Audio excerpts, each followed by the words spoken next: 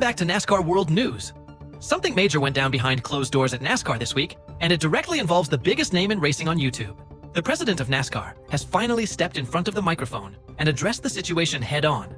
And what he had to say is going to catch a lot of fans completely off guard. Stay right here on NASCAR World News, because we're breaking it all down for you. Back in 2025, Cletus McFarland started making his move into competitive motorsport, picking up a handful of starts in the ARCA Menards series, the developmental ladder series designed to bring up-and-coming drivers along at a measured pace. He actually showed some promise, pulling off a fourth-place finish in the ARCA East race at Rockingham. Not bad at all for someone making the transition from content creation to actual competition. Then came February 13th of this year, his long-awaited NASCAR debut in the Craftsman Truck Series at Daytona. And to put it plainly, it did not go the way anyone was hoping. He crashed out and came home dead last. A lot of voices online labeled it a disaster, a complete faceplant on the biggest stage of his young racing career. But Cletus isn't the type to let a bad result keep him down. Just a few weeks after that rough debut, he came back with a headline, grabbing announcement, a partnership deal with Richard Childress Racing, one of the most decorated and storied organizations in the entire history of NASCAR. The agreement had him lined up to run select races in the O'Reilly Auto Parts Series, which sits at the second highest level of NASCAR competition. For a driver with his limited experience, that is an enormous step up the ladder. His first O'Reilly Series start came on April 4th at Rockingham Speedway. And folks, it was tough to watch. He crossed the finish line in 32nd place out of 38 cars, 6 full laps behind the race leaders. He was sideways multiple times throughout the event. On only the third lap, he attempted a 3-wide pass and immediately spun out. He had to wrestle the car back under control on several other occasions as well. In the final stage, he got loose and nearly slammed the inside wall. The silver lining? He didn't take anyone else out, and he did manage to see the checkered flag. But, as more than one racing journalist noted, it was clear he was operating above his current skill level. Now here's where the real drama kicks in. Coming off that messy Rockingham debut, Cletus had his sights set on the next O'Reilly Series race, the event at Talladega Superspeedway later this month. And if you know anything about Talladega, you know exactly why that raised eyebrows across the entire paddock. Talladega is one of the most unforgiving, high-stakes venues in all of motorsports. Cars are running in tight packs at nearly 200 miles per hour. The wrecks are enormous and they collect everyone around them. It is not a place where learning on the job ends well. On April 8th, NASCAR made it official. Cletus McFarland was denied approval to compete in the O'Reilly Series race at Talladega on April 25th. Racing journalist Jeff Gluck from The Athletic was first to report the story. Shortly after, Cletus went directly to his fans on Facebook to confirm it himself, rather than let the internet spin the story for him. In the video, he told his followers straight up, "I wanted you to hear it from me first, that I've been denied by NASCAR to run Talladega in my O'Reilly Series car." He followed that up by explaining, "Made my O'Reilly's debut last Saturday, with hopes of getting approval for Talladega, but they did not see enough." And to his credit, Cletus didn't make excuses. He owned the performance, saying it was a pretty hectic race. The early spin, the multiple moments of chaos, and acknowledging that even though he didn't crash anyone, NASCAR clearly wasn't satisfied with what they saw. He said it simply, he needs more windshield time, more laps, more experience, more racing before he's ready for a superspeedway at that level. NASCAR's message to him was straightforward. Run more ARCA races, run more Truck Series races, earn it. Right now, he remains fully approved for the Truck Series, and in the O'Reilly Series, he's restricted to short track events only.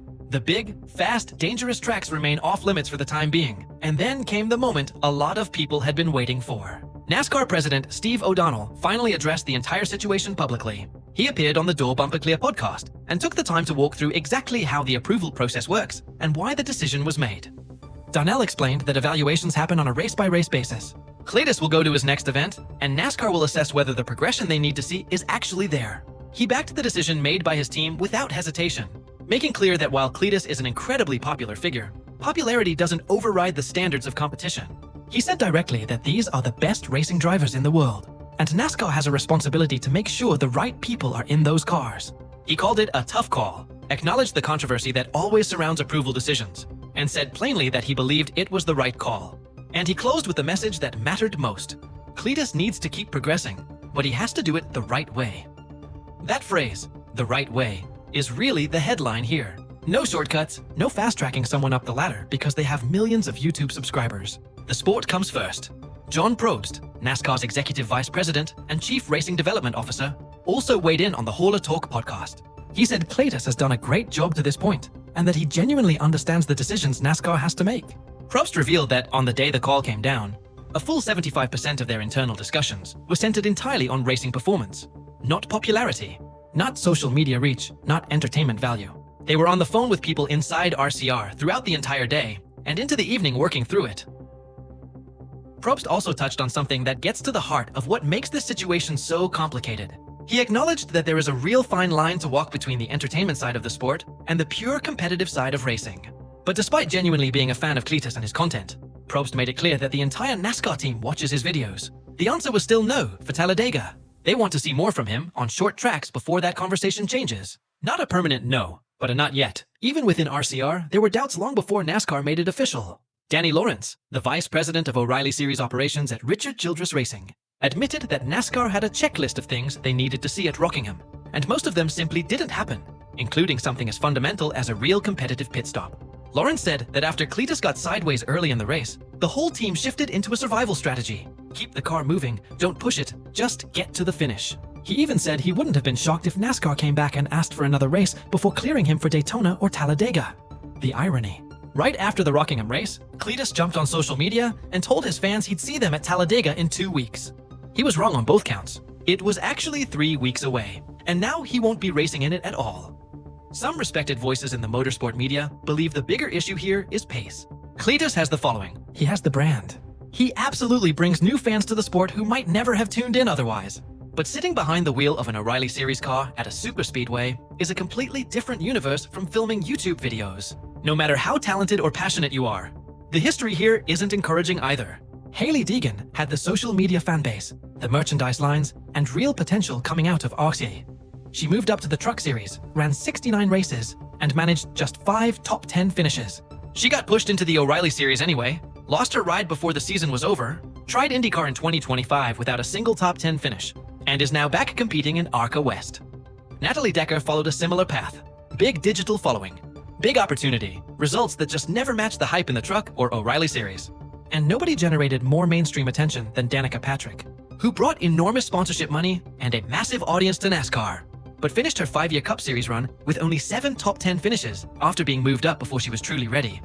The story keeps repeating itself, and NASCAR seems determined not to let it happen again. For now, Cletus still has a full schedule available to him. Every Truck Series race is on the table. Every ARCA race is fair game, including the ARCA race at Talladega on the same day as the O'Reilly event he can't enter.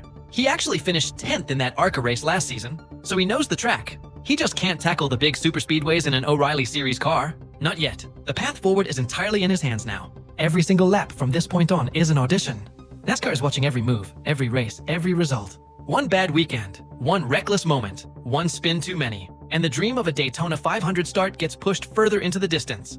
But if he puts his head down, does the work, and earns it the right way, that door isn't closed. That's the full story, right here on NASCAR World News. Make sure you're subscribed so you catch every update as this story develops. And drop your thoughts in the comments. Do you think NASCAR made the right call keeping Cletus out of Talladega?